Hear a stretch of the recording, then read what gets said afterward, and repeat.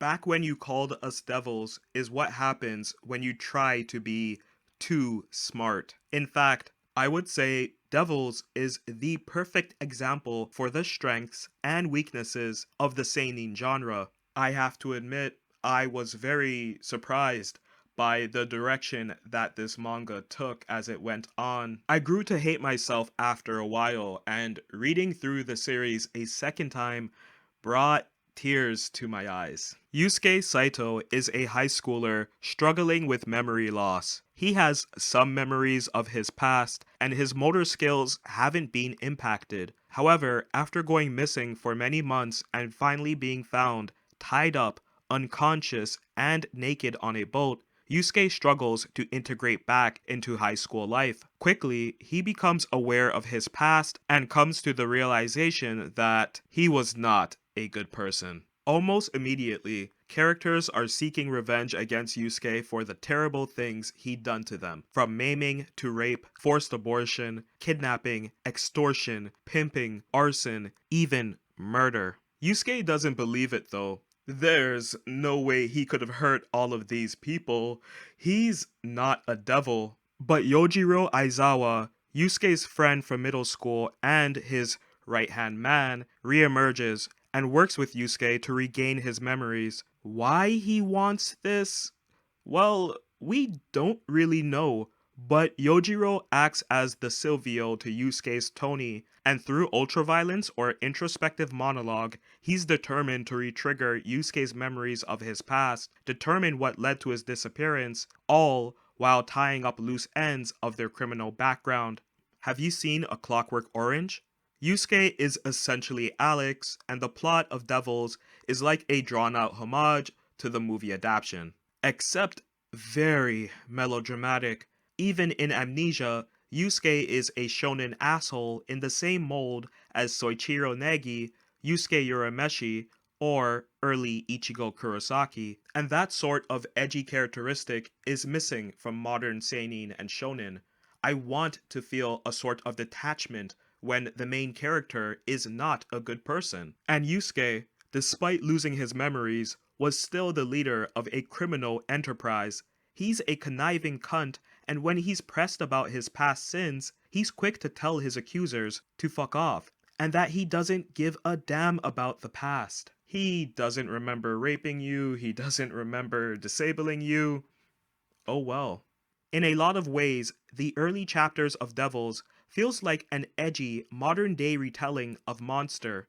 And bravo to Takashi Sano, the mangaka of Devils, for having such bold ambitions of imitation. But imitation is usually the best form of flattery when done correctly, and here, it's just a sad mockery.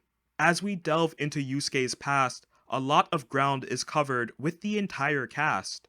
Yusuke is, in fact, much worse of a person than we were initially led to believe. He is very much a serial rapist and a murderer, and his taste for violence starts to creep back up to the surface as he discovers more about his past self. After his mother is hospitalized in a revenge attack, Yusuke and Yojiro revert back to their old ways and start a rampage of torture and rape. It's such a realistic and good pivot in the early chapters that, even if very obviously coming from a mile away, it's a pleasure to see the author fully commit to this pivot in tone. Sano has a strong understanding of not only crime manga, but also a firm grasp on psychological pacing. Every chapter in the early volumes is really high level. The mix of mystery, drama, and thriller sits so well with one another. There are slight shifts in tone depending on who in the cast is featured that week, but whether it's the test of bond between Yusuke and his new girlfriend Tamaki,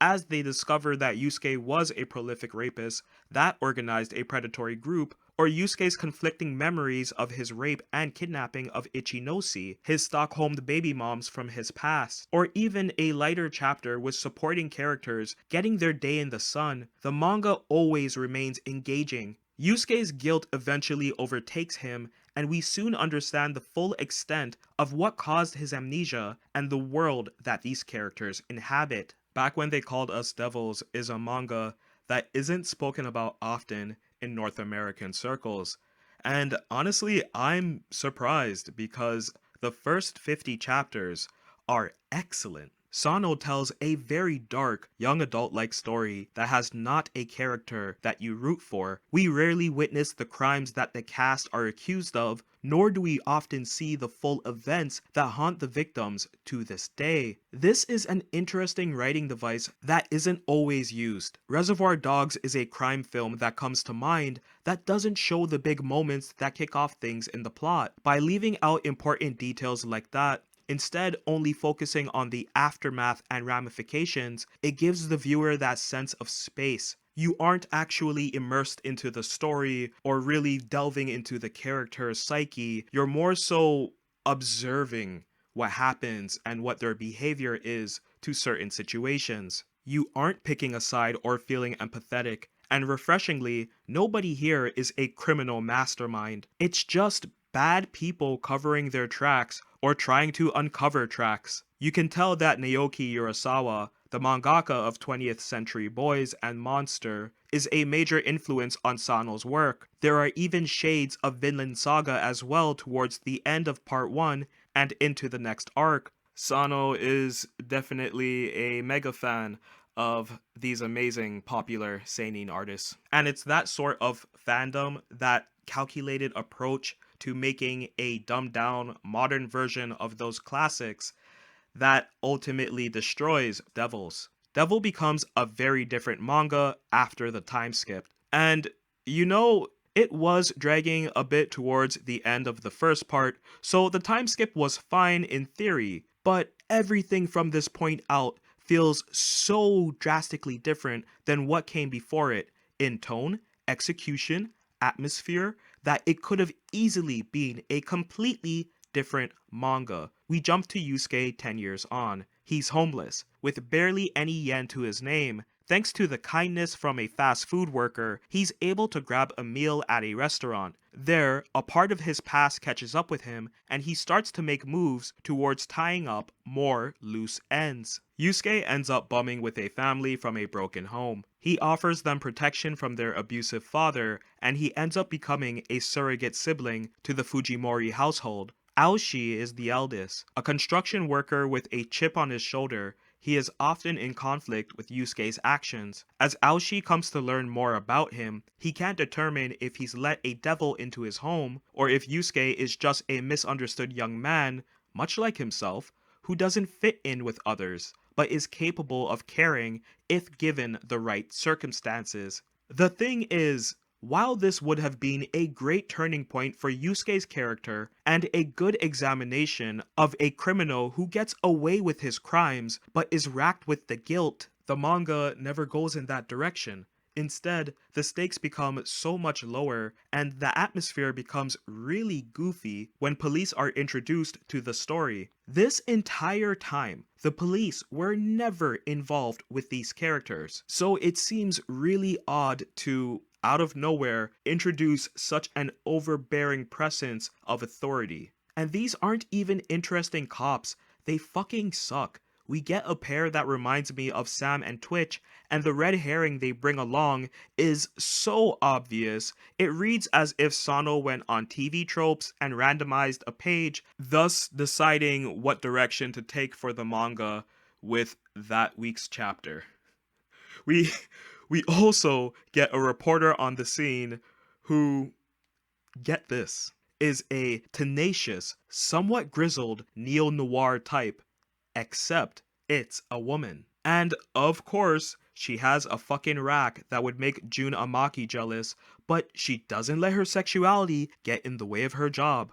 Oh no, she does not. She has a scoop that has personal ties to her, and she's willing to uncover the truth, even if it means putting herself into cliched situations where she could possibly get kidnapped and tied up and put through like a dozen chapters of emotional abuse, torture porn, and sadistic rape. And of course, we get the grand reveal on who the big bad is through this glorified Bond girl's sexually satiating sacrifice. Who would have thought that Sano is a fan of Wolf Guy? Aside from the descent into shock value with this part, Yusuke feels like he's regressed as a character. He refuses to take any accountability for his past actions. He thinks living like a bum, choosing to be hungry, and struggling with the guilt of his past is punishment enough. And even if the reader can tell that Yusuke is being immature and that he needs to legally own up to his crimes in order to absolve himself of his sins, Yusuke himself never comes to that realization. He never changes throughout the rest of this manga, and it makes the emotionally turbulent journey from part 1 feel absolutely pointless. It's bad characterization, and I think this is a reflection of the mangaka's morals, TBH. Yusuke doesn't want to go to prison, and by him refusing to tell the truth at every single turn, it elongates the manga by about 50 chapters. So much of this story is unnecessary. The reader is made aware of many of the big plot twists long before the main characters anyway, so we spend much of our time watching them walk around, getting everything wrong before the answers to their questions are miraculously gifted to them. Which, again, brings up the question, why did we go in the previous direction to begin with?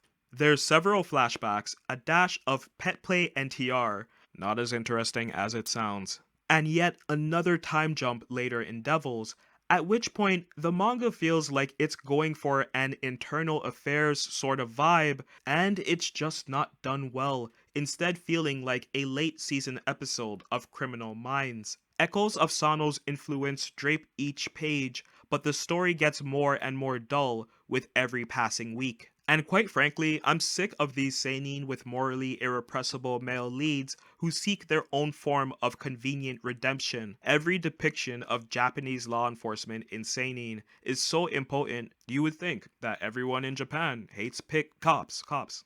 Devils is a manga that has a main character that isn't a brainiac, but he's a master emotional manipulator, and that somehow gives him the ability to evade police over many years? That's not possible, and no amount of suspended belief is going to make me believe that a shithead character like Yusuke can ever become a criminal mastermind over time. Think about it.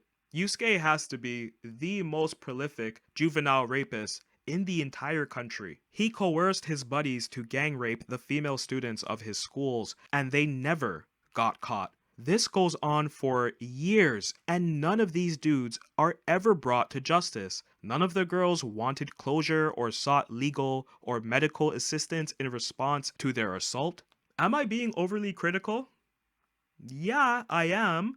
But you would be overly critical too if a modern story tried to pass off a fake mustache gag as a means to move along the plot.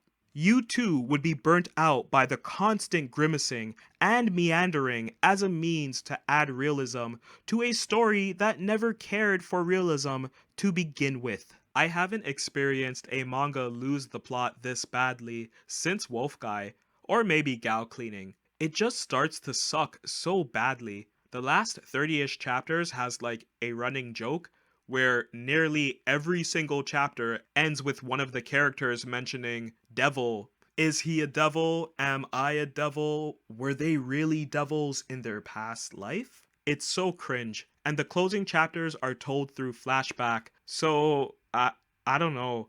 I kinda liked how it ended, but I just didn't enjoy almost everything that led up to it. Actually, nah, I didn't really enjoy this ending. Fuck this manga. Jesus Christ. Devils is a good intro to seinen manga. If you can get through this without hitting the red on your health bar, you can read anything. Whatever you think is hype from Devils will probably dictate which genres of seinen you'll most enjoy. Shorter runs with shock endings, long winding stories with several tone shifts, or overindulgent artistic workouts that cater to the ego of the artist instead of the enjoyment of the audience. For fans of Monster, Vinland Saga, Bastard, High School of the Elite, 20th Century Boys, you might appreciate this. From like a Oh shit, yeah. I guess I'm still relevant to Gen Z sort of angle, but that's about it, TBH. 4 out of 10.